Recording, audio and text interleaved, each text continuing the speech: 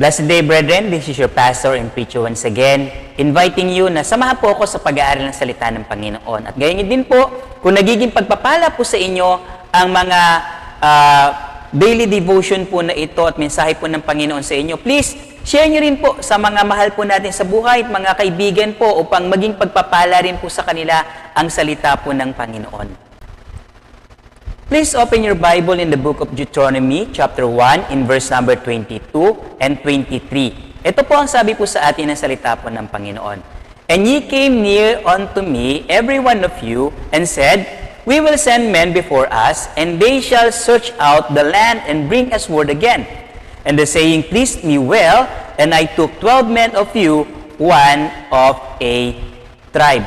Ito po ay yung pong pagbabalik tanaw po ni Moses, kung papaano po na siya at ang bayang Israel ay nagpadala po ng 12 espiya doon po sa bayan na kanila pong sasakupin, yung Canaan, yung pong lupaing pangako po sa kanila. At kung kayo po ay pamilyar sa istorya, alam po natin na ang nangyari po ay hindi magandang balita ang dinala sa kanila, no? Kung hindi po mali o masamang balita ang dinala po at nakatatakot na nakababahalang balita. Ano pat yung buong bayang Israel ay natakot sa balita na ito at hindi po sila sumunod sa ipinag-uutos po ng Panginoon.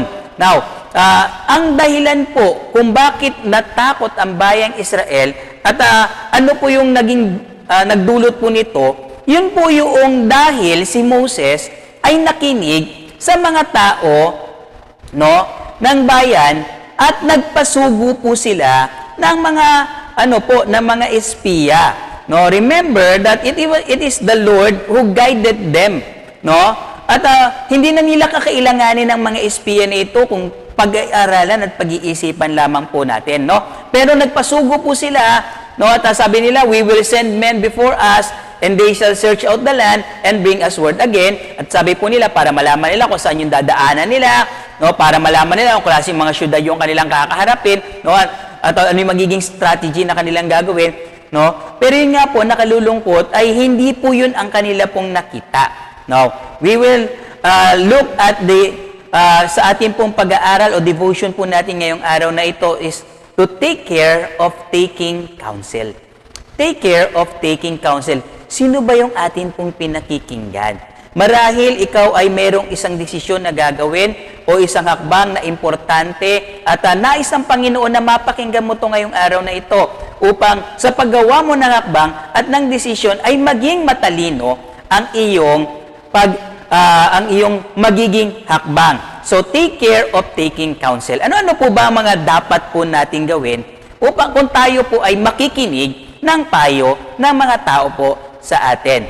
Una, no, mga kapatid, we must supplicate for our counselor. Ibig sabihin, tayo po ay manalangin para po doon sa magbibigay po ng payo po sa atin. Ito po yung naging pagkakamali po ni Moses. Nung siya po ay hiningan ng mga tao o nagsuggest yung mga tao, no, ay hindi po niya tinanong o kinonsulta ang Panginoon, hindi po niya ipinanalangin po itong mga tao na ito na magbibigay sa kanya ng mabuting payo.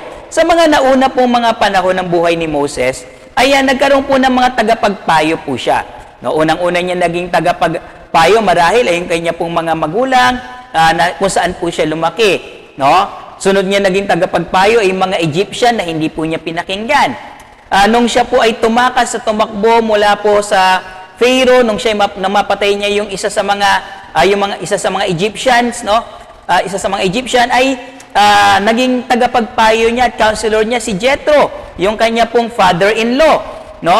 At later on ay nag-counsel din ito sa kanya, nang bigay din ng magandang payo na kanya pong hatiin yung mga tao at maglagay siya ng mga tagapamuno po, no, para hindi naman siya mahihirapan na siya na lang na siya. Maganda naman po yung mga payo po na ito, no? Pero pagdating dito sa payo na ito ng mga tao at counsel ng mga tao na magpasugo sila ng mga espiya, ay makikita po natin na hindi po naitanong ni Moses kung ano po yung kalooban ba ng Panginoon itong mga tao na ito ay magsalita. No? So, if we will ask a counsel or listen to a counselor, mga kapatid, ipanalangin natin itong mga counselor na ito na sabihin nila, bigkasin nila yung pong kalooban ng Panginoon at hindi po yung sariling opinyon at hindi po yung sarili po nilang kaalaman.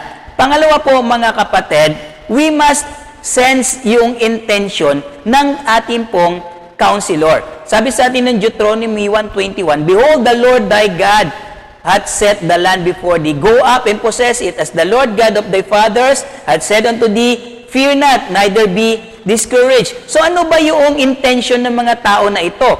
No, mula po dito sa verse number 21, mababasa natin that they are fearing and they are discouraged.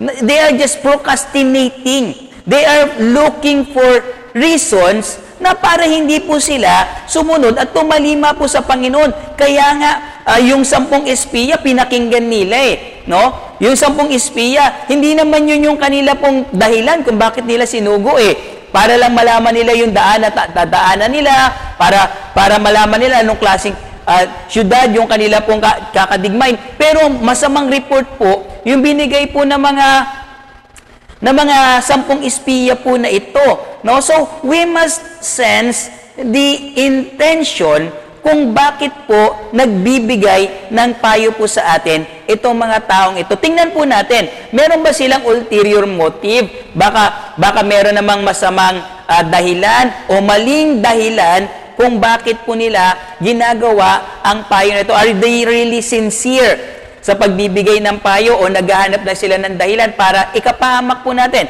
So, let us sense their intention. No? Supplicate o ipanalangin po natin sila, sense their intention, and be sensitive of their spiritual condition. Pwedeng sila po ay genuinely concerned sa atin.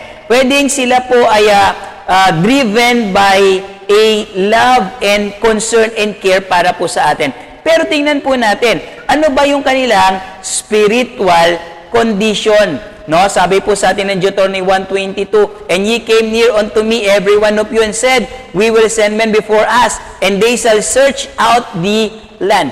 Ang tanong, paano sila nakarating doon po sa lugar na kinalalagyan po nila? Nagpasugo po sila ng espiya simula po Egypt papunta po doon sa kanila pong lugar na pupuntahan? Hindi po. Ang Panginoon ang nagdala po sa kanila doon. Ang Panginoon ang nag-lead sa kanila na makarating dito po sa lugar na ito, na abot tanaw po nila yun pong promised land. No? So, without human power, without human guidance, it is the power and the guidance of God, nakarating sila doon. So, hindi po yun yung hindi po yun yung nakikita po ng mga tao. Their spiritual condition, mga kapatid, is very, very low. So, kung makikinig po tayo sa payo, huwag po tayong makikinig sa payo ng isang karnal na mananampalataya. Tingnan po natin, ano po ba yung kanila pong spiritual na kalagayan. No? Be sensitive. No, baka naman yung pagtatanungan mo, backslider.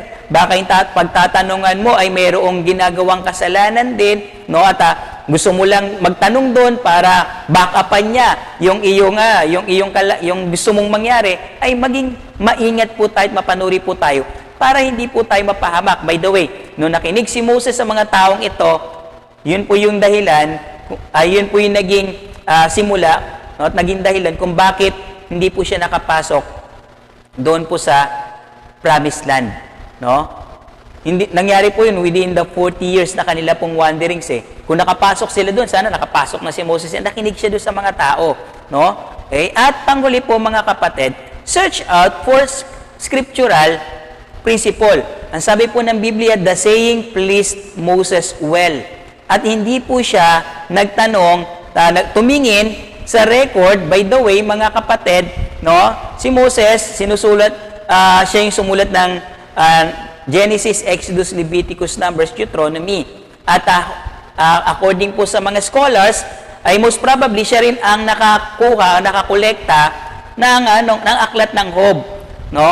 Ay nandun na yung history na yon, no? Siya lang yung kumuha at kumolekta po, nilagay niya po, sinama niya po dun sa sa alam po natin na Bible po ngayon. Now, mga kapatid, bakit hindi tumingin si Moses? Meron bang prinsipyo ang Panginoon tungkol sa gagawin nila na ito? Tingnan nila sa record ng salita po ng Panginoon, no? Tingnan natin sa salita ng Panginoon. Sukatin natin, yung bang payo sa atin ay ayon sa salita ng Panginoon? Yung bang payo sa atin ay ayon sa prinsipyo ng salita ng Panginoon? Ayon sa pattern ng salita ng Panginoon? Ayon sa pamamaraan o sa method ng salita ng Panginoon? So, mag-ingat po tayo sa atin pong pinakikinggan. Take care of whom ye take counsel. Mga kapatid, pwede ka nitong may pahamak, pwede kang mailigaw, at pwedeng masira ang isang magandang pagsasama, pwedeng masira ang isang magandang takbuhin na iyong tinatakbo kung hindi tama ang tao na pakikinggan mo na magpapayo sa iyo. Nawa, take care of whom ye take counsel. God bless you all.